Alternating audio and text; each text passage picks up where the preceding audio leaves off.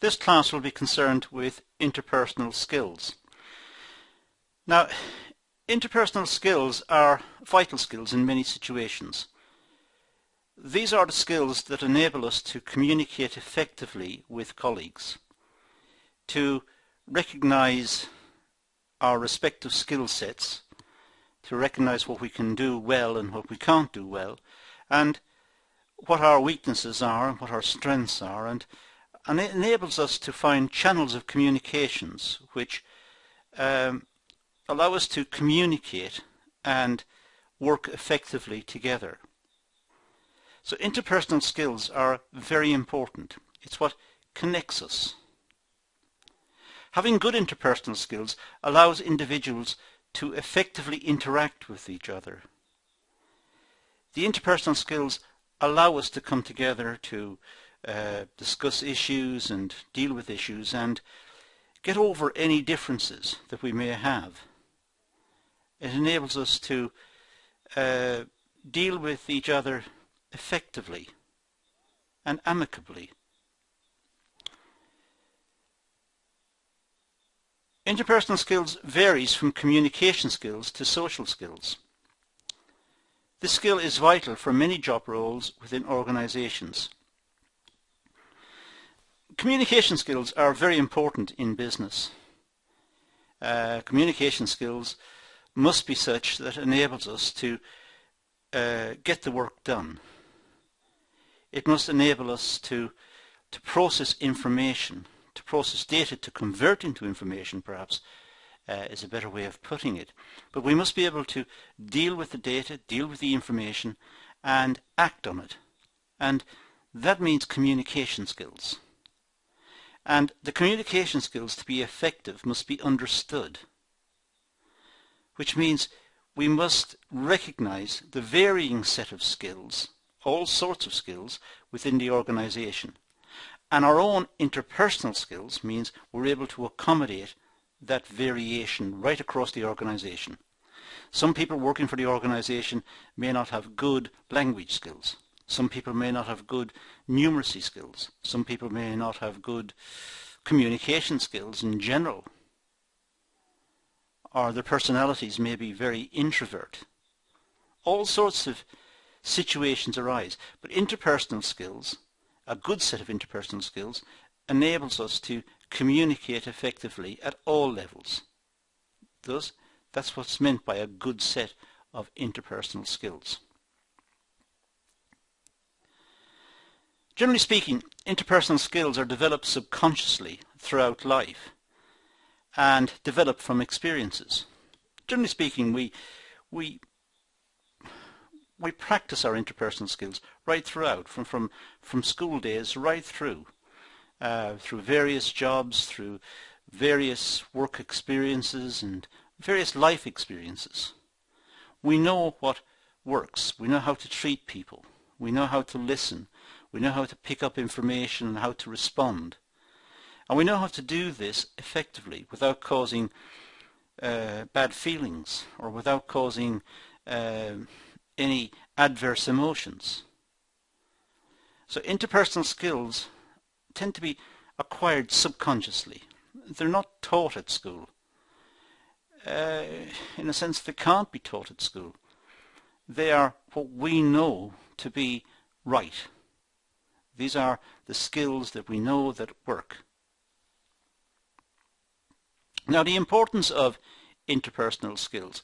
Well, they can certainly be used to help individuals to manage stress. Interpersonal skills, once we're aware of our own set of interpersonal skills, we've got a set of skills and somebody else has got a set of skills, and we've got this interpersonal set of skills between us. There's less stress in the situation. We can communicate effectively. We can talk to each other. We can reason, and we can isolate problems and find solutions to problems because we're able to communicate our thinking effectively. So there's less stress. Stress tends to develop when there is a breakdown in communications and when the task seems too big and one person feels that he or she is expected to do too much within the given time frame and there's too much pressure. Well, talking about it, communicating it, and dealing with it openly and honestly can help to manage the stress. It can certainly resolve conflict. When people have issues in work, there's a situation of conflict, then a good set of interpersonal skills, ones which recognizes body language, recognizes the language itself that's been used, recognizes the situation, a good set of skills at that moment can help to diffuse any escalation of the problem. It can resolve the conflict.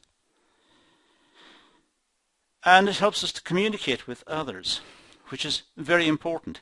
As I said earlier, communications is how the business runs. The communication structure of the business is the business to a large extent. That's what the business does. It takes orders from the customers, and then the orders are translated into finished products which are dispatched perhaps to the customer. And right throughout that process there is information flows, and understanding the information flows is the job of the interpersonal skills. That's where interpersonal skills smooths out all of the problems and the issues. Everybody can see clearly as to what is required because there is a good set of skills communicating the issues and resolving issues as they arise. And there's increased understanding between the peers, between people at the same level, because interpersonal skills means that they are able to communicate, they're able to deal with each other, they're able to work together, they find it a pleasant experience. So there's a greater understanding between them. Now, in a professional context, interpersonal skills helps us get a job, communicate with other colleagues, promotion prospects and personal effectiveness is enhanced. So we have a better chance of getting a good job with a good set of interpersonal skills when we can recognize differences in people and we can accommodate those differences and we can communicate and work well together despite the differences. So we can get a job, we can communicate with others and with colleagues, and because we have these capacities we have a better prospect of promotion and a better career in front of us. In a personal context, interpersonal skills helps us manage relationships and social interactions. We're aware that people are different and we're able to accommodate that. So we are sensitive to others. We're sensitive to the situation in which we find ourselves. We're careful as to what we say and how we act. And we try to ensure that our behavior, our gestures, our body language and what we say is appropriate for the time and place we find ourselves.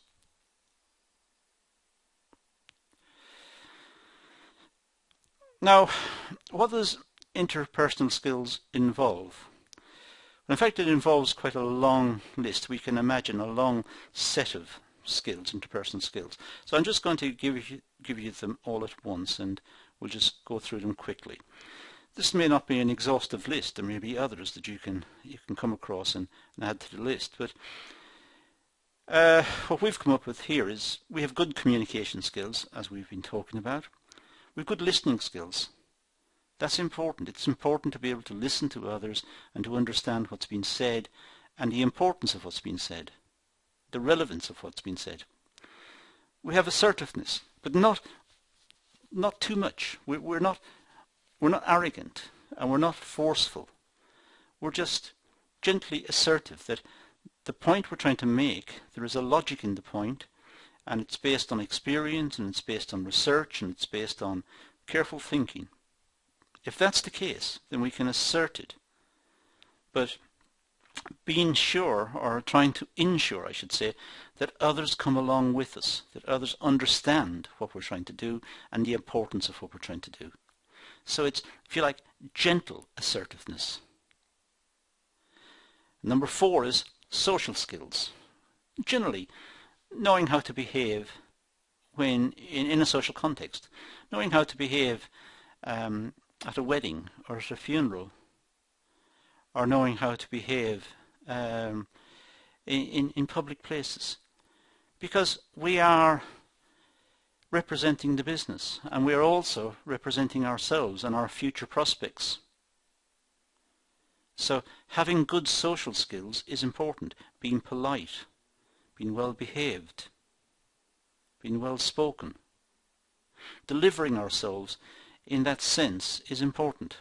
And having verbal skills, being able to choose the right words at the right time, being able to summarize points and arguments, and being able to distill out of what's been said the essence of what's been said, taking everything that's been said in some address to work out the core message, having the verbal skills to do it, to work out exactly what was meant, and being able to resolve problems, conflict resolution. There's always going to be issues, the chances are, in any organization. Within departments, there may be personal problems between members of staff who are in disagreement over whatever, or excessive competitiveness for some new position that's been offered within the department, or there may be aggression between one department and another, or whatever. It's trying to find solutions to this, because the realization that everyone is working together for the organization must rule the day, and therefore to resolve the conflict requires good interpersonal skills. Problem solving is the same. Problem solving, recognizing that perhaps you, the problem solver, do not have the skills to do it. You don't have the skills to solve the problem. But recognizing that means that that you, the person with the problem, is able to recruit other people from the department to help solve the problem. So if it's a problem within the company, other people within the department may come to the rescue. And getting their agreement to help and getting them to contribute towards the solution will require interpersonal skills. The same happens in decision making. Decision making may require wide-scale agreement between several members of the business. Well, getting that agreement will require interpersonal skills. It may also be a situation of almost bargaining. People will say, well, I will do it if this happens. Other people say, well, I'll do it if that happens. Now it's trying to find a solution to all of those competing demands. That is the sign of having good interpersonal skills. And that links to 9, negotiations.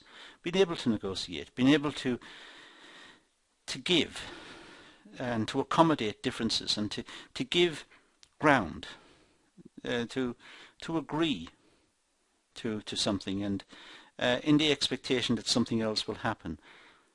Trying to find a way to deliver a product, or deliver on a promise, or deliver on a situation that perhaps may look almost impossible, but negotiation skills may be brought to bear on it.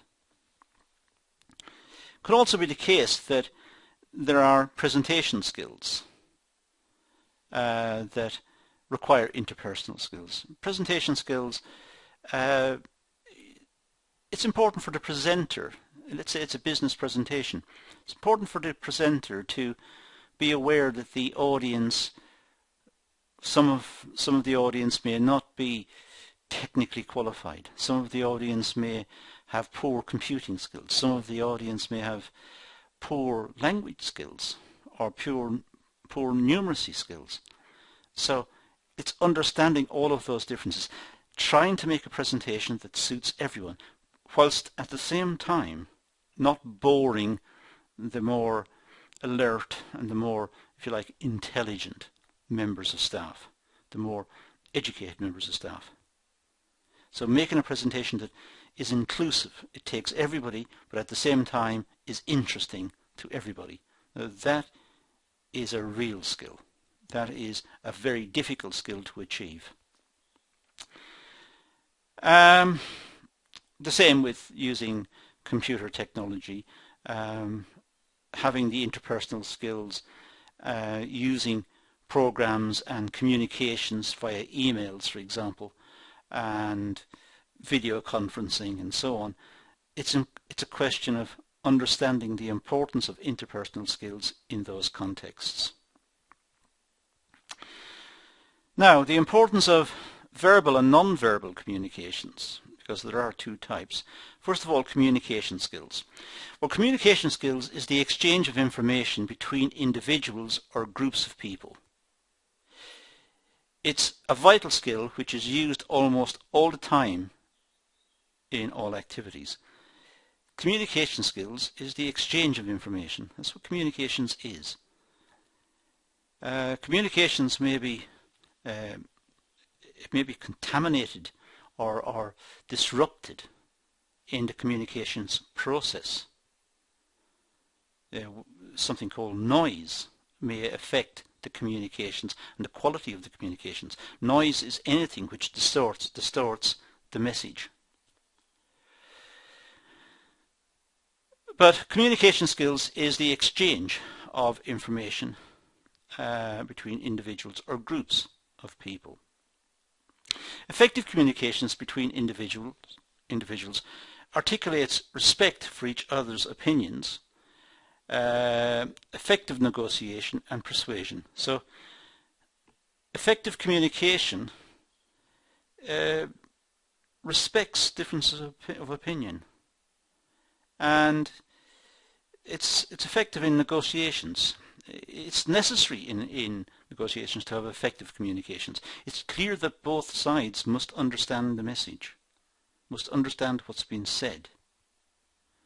And communication skills are essential to persuade people in companies or in politics or in whatever it is. Good communication skills are necessary to persuade them to subscribe to a certain idea, to come along with a certain idea. So communication is the basic building blocks of your development. If you take your career, then it's essential that you, the individual, must have good communication skills. If you haven't got that, you can't communicate effectively what you're trying to do. The chances are you're not going to have a good career set of prospects. The skill allows individuals to effectively express their opinions to people whilst using appropriate gestures and language. So communications, if it's face-to-face, then body language, gestures, as well as the spoken word are very important in order to communicate effectively the message that is intended. And it's important that the other person receives the message and understands exactly what is said, that the message has not been distorted in the process of communications. As I said earlier, there is no noise in the system. Noise is anything which distorts the message. It doesn't literally mean noise as we understand the word. It means anything which distorts the message. Now there are two types of communication, as point 3 has suggested. There's verbal and non-verbal communications. Now let's look at verbal communications. The concept of verbal communications relies on the effective use of sound and language to express a message and ideas. So verbal communications is using sound and language to express the idea, to express the message. That's verbal. It's a way of communicating using sound. It forms the basic need for effective teaching and learning. We use it a lot in education. We talk to each other. You go to a class and the teacher talks, the lecturer talks, the tutor talks. And it communicates a message. Verbal communication works alongside non-verbal communication in order for the communication to be effective. Now, so verbal communication and non-verbal communication augment each other. They go hand in hand. The body language of the presenter, for example, let's say in a lecture. The body language suggests the importance, perhaps, of a particular concept. If the lecturer is gesticulating a lot, using his or her hands a lot to emphasize a certain point, that suggests that that point is very important. So body language is very important in the context of communications. Verbal communication consists of public speaking, delivering a message to a group of people, and interpersonal communication is the exchange of information which involves taking and active, or of talking I should say, and an active listening. So interpersonal communication is the exchange of information involving talking and active listening. Interpersonal is between people. Public speaking is delivering a message to a group of people. Generally speaking, public speaking is one way, one person delivering a message to a group. Interpersonal communication is the exchange of information where people between them exchange ideas. That's interpersonal. So somebody makes a point and somebody else agrees or disagrees. That's interpersonal, which is quite distinct from public. The purpose of verbal communication is to pass on information to other individuals. Maybe a simple word or an in-depth conversation. But the idea of verbal communication is to pass on information. It's as simple as that. Appropriate language and emotion is vital to pass on a message, which could be to inform, inquire, discuss or argue. But appropriate language and emotion is vital. And generally speaking, it should be neutral. It should be language that is not aimed at arousing emotions and anger and upsetting people. It should be neutral in that sense. So, passionate language about issues designed to get people worked up is not very constructive, generally speaking. So communication should be determined, it should be straightforward, and the language should be easy to understand, and the message should be clear.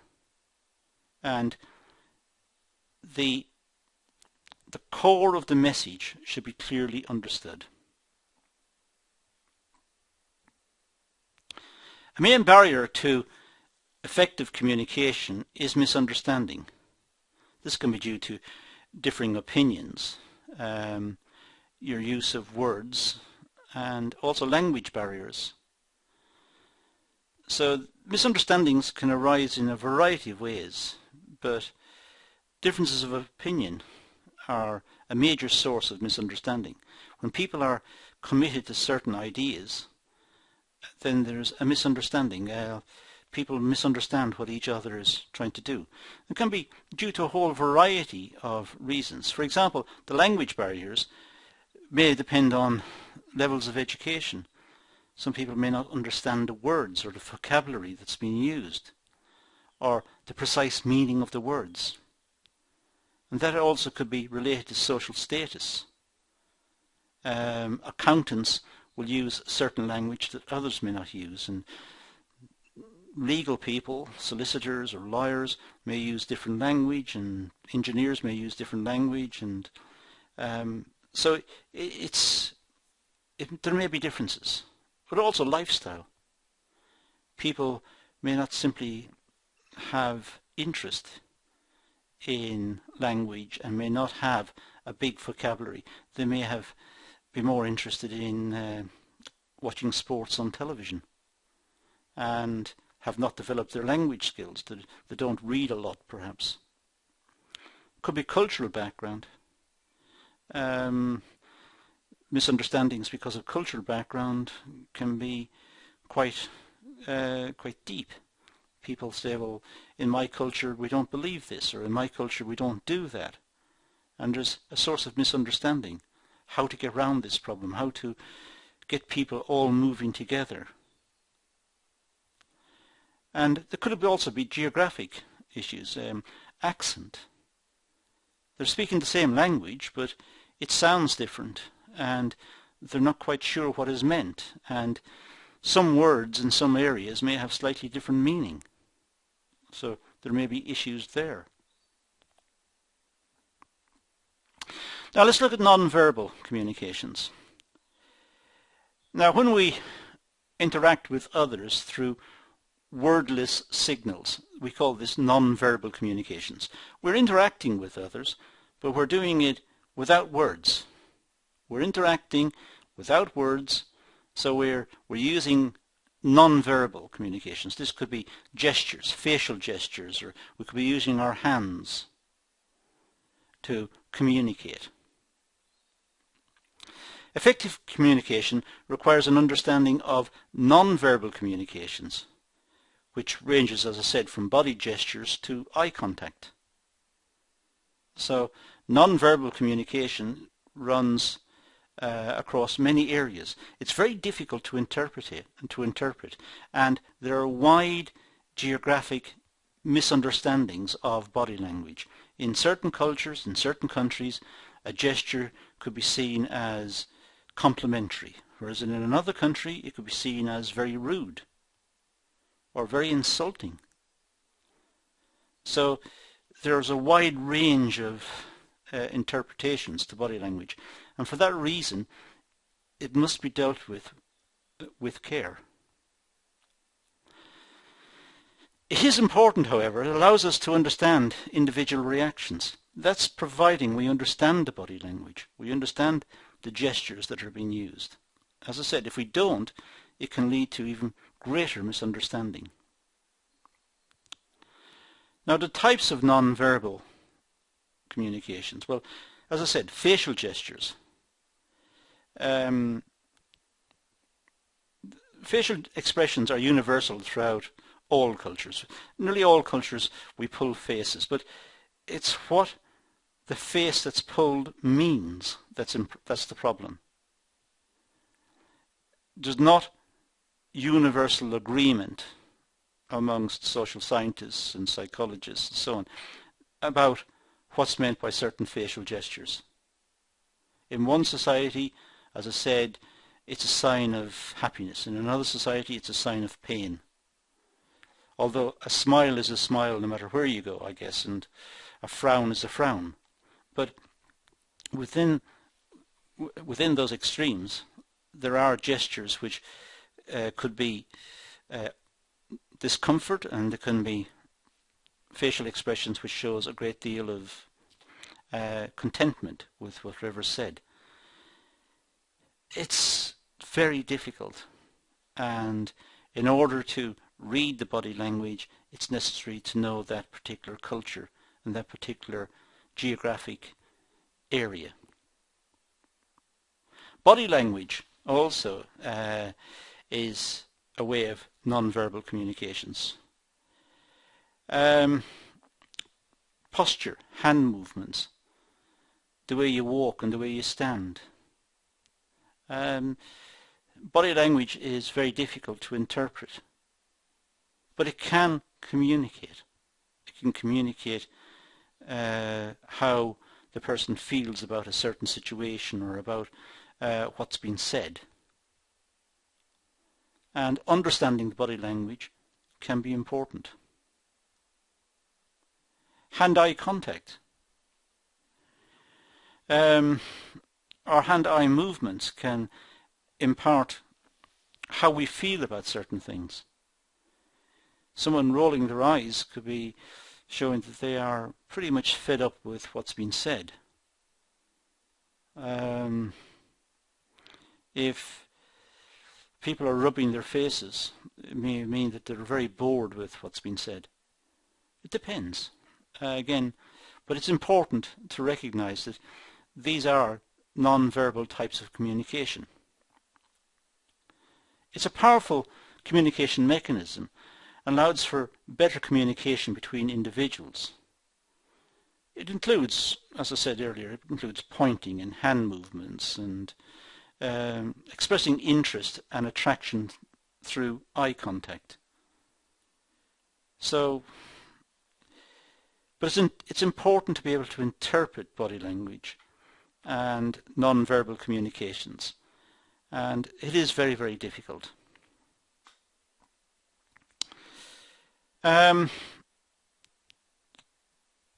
Continuing this for a second, well, touch. We receive a wealth of information through touch. This includes giving hugs, types of handshake, tap on the shoulder, physical aggression such as fighting. Well, that's touch. People start to punch each other. They're not very happy with each other, obviously. But someone tapping somebody on the shoulder and saying, well done, that's a non-verbal type of communication. Just a tap on the shoulder means you've done very well. Again, keep going back to it, but it depends on the society, the culture, the area, and so on. We also have personal space. We try to maintain appropriate physical distance between individuals, and that's essential. In Western Europe, we tend to stand a couple of elbow lengths away from each other. We don't stand too close. In some societies, people may want to stand closer, and that's part of their culture. Physical space can articulate affection, intimacy, but it can also articulate aggression and power. When people stand too close, they could be becoming quite aggressive. But generally speaking, we have to respect people's personal space and try to work out what their personal space is. They don't want people standing too close to them. The tone of voice. The way people speak. When they're angry or with affection, with fear or with confidence, all different tones of voice. And when listening to somebody speak, if they're angry, they will have a certain tone, a loud, quite sharp tone of voice. With fear, it'll be quiet and softly spoken, perhaps, because it's fearful. Now, these are various types of non-verbal communication. As I said, and I keep saying it, it does depend on the society, it depends on the geographic area, which country it's in, or what the culture of that country is, and so on. So it has to be interpreted. But non-verbal communications is seen as important. It's an important way of communicating, as well as the verbal. Now, examples of communication. Well, meetings. Good way of sharing opinions and ideas, having a meeting. Presentations, workshops, teaching and learning. These provide places where learning can take place and communications take place. And it should enable some sort of interpersonal communication where questions and answers and ideas are floated between people and discussed. So it's a good form of communication. Conversation is an example of communications where two or more individuals meet and they talk. They have a conversation about some issue, and they exchange ideas and they exchange criticisms and resolve issues and discuss things in general. So conversations are places where communications meet. Now, effective communications. Well, communications can be greatly enhanced if you show respect for others' opinions. That's very important. Respect for others' opinions means that there's a better chance of communications being effective and of getting a good outcome. Ensuring that you consider your message before you speak. It's always a good idea to make sure what you're saying is relevant. If it's germane to the discussion that's taking place. If it's irrelevant, then people will consider the contribution to be ineffective and a waste of time, and it just annoys. It annoys the others.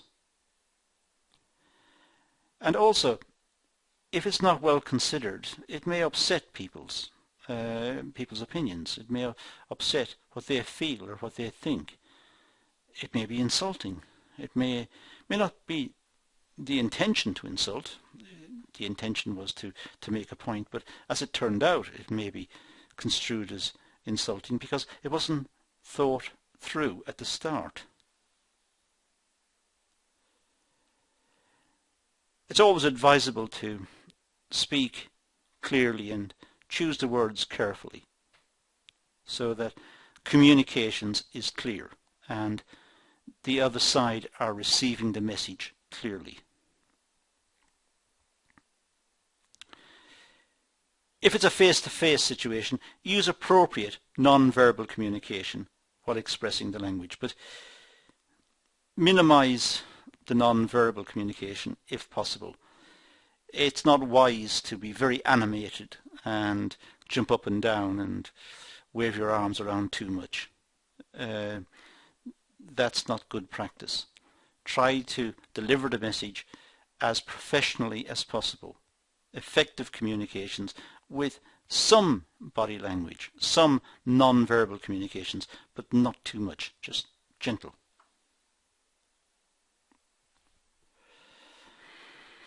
Most importantly, listen to others before you speak. Give the others a chance to express themselves.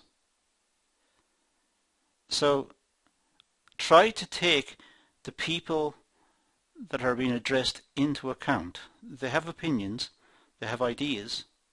Try to listen to what's been said and try to measure what you're going to say against what's already been said and what the issues that have been identified, the objections, the points that have been made, the feelings that have been expressed. Try to take all of these into account. So listen to the others and then give your opinion. So we've now looked at the ideas of verbal communications, using words to communicate, and non-verbal, body language and gestures and so on. And we've looked at the areas where communications is usually encountered at meetings and conversations and so on.